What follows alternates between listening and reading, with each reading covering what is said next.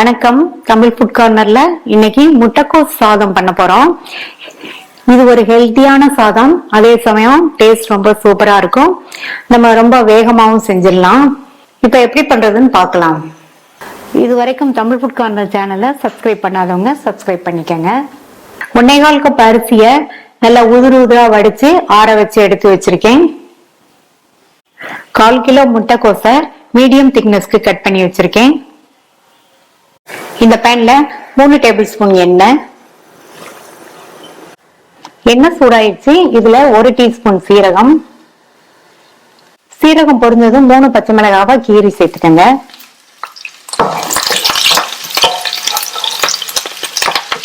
ரெண்டு medium size slice பண்ண வெங்காயம், 1 டீஸ்பூன் இஞ்சி பூண்டு விழுது, 1/2 கப் ஃப்ரெஷ்ஷான பச்சை பட்டாணி சேர்க்கிறேன்.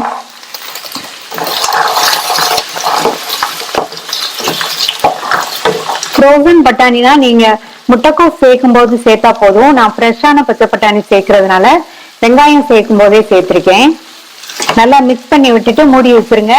3 நிமிஷத்துக்கு இந்த பட்டாணி, வெங்காயம், பச்சை மிளகாய் எல்லாமே வதங்கிட்டு இருக்கட்டும். அப்பப்போ ஓபன் பண்ணி பார்த்து வதக்கி விட்டுக்கங்க.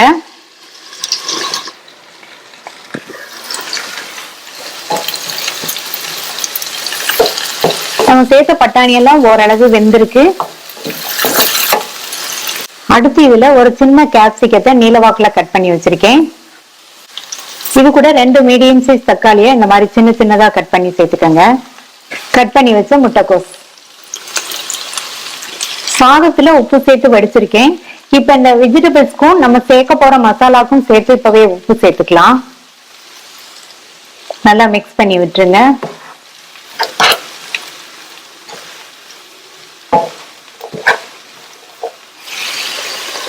மூடி வச்சிடலாம்.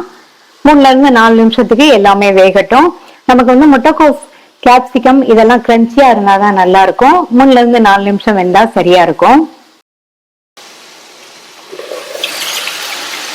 வெந்துட்டு இருக்கும் போது இத மாதிரி ஓபன் பண்ணி பார்த்து மிக்ஸ் பண்ணி விட்டுட்டு மறுபடியும் மூடி வச்சிருங்க. முட்டைக்கோஸ் சாப்பிடாதவங்களுக்கு இந்த மாதிரி செஞ்சு கொடுங்க, விரும்பி சாப்பிடுவாங்க.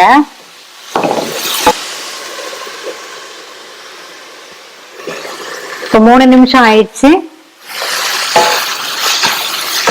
முட்டைக்கோஸ், கேப்சிகம், பச்சை பட்டாணி எல்லாமே வெந்துருச்சு. அடுத்து இதுல 2 பிஞ்ச் மஞ்சள் தூள், 3/4 டீஸ்பூன் தனி மிளகாத்தூள், ஸ்டவ் சிம்ல வச்சுட்டு சேர்த்துக்கங்க. 1 டீஸ்பூன் கொத்தமல்லி தூள், 1/2 டீஸ்பூன் கரம் மசாலா தூள், 1/2 டீஸ்பூன் சீரகத்தூள், கொஞ்சமா 1/4 டீஸ்பூன் மிளகுத்தூள் சேர்க்கிறேன்.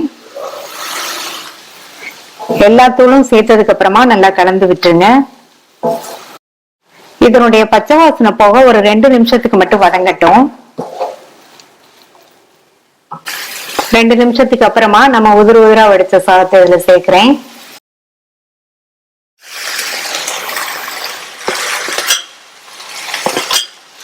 இது கூட பொடியா கட் பண்ண கொத்தமல்லி இலைகளையும் சேர்த்துட்டு ஸ்டவ் சிம்லயே தான் இருக்கு.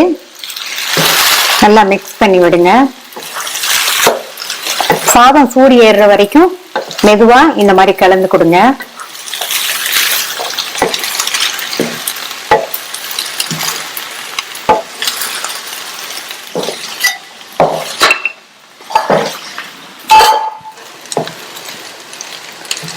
நல்லா மிக்ஸ் பண்ணியாச்சு. சாதமுமே சூடு ஏறிடுச்சு.